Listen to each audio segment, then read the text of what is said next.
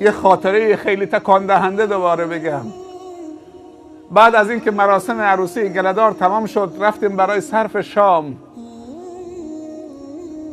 تو مجلس نشسته بودیم، بزرگان گله‌دار نشسته بودن، مهمانان نشسته بودن. صاحب خانه یک جوونی آورد پیش من، گفت شیخ خوب تو چهرش نگاه کن، یادت میاد اینو میشناسید؟ گفتم نه یادم نمیاد دیده باشمش. گفت 10 سال پیشی که آمدی گله‌دار،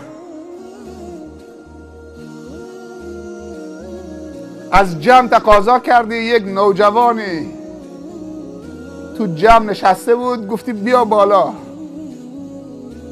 یادت میاد؟ گفتم یادم میاد. یه چیزی یادم میاد. میگه آمد بالا، ازش سوال کردی پسرم دوست داری یه معتاد خوبی بشید؟ گفت نه. سوال دوم دوست داری دزد راهزن بشی؟ همش میگفت نه نه، بچه بودا، همش میگفت نه نه.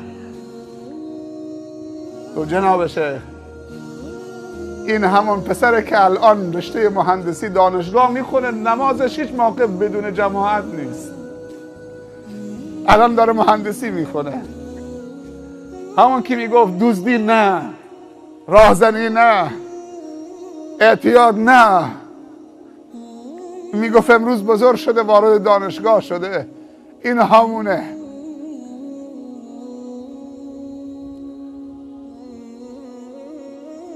چقدر تأثیر داره رو بچه، چقدر آدم خوشحال میشه.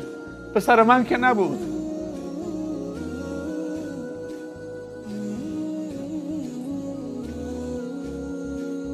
ولی هر فرزند مسلمان فرزند من و توست، و هر برادر مسلمان برادر من و توست، و هر خواهر مسلمان خواهر من و توست.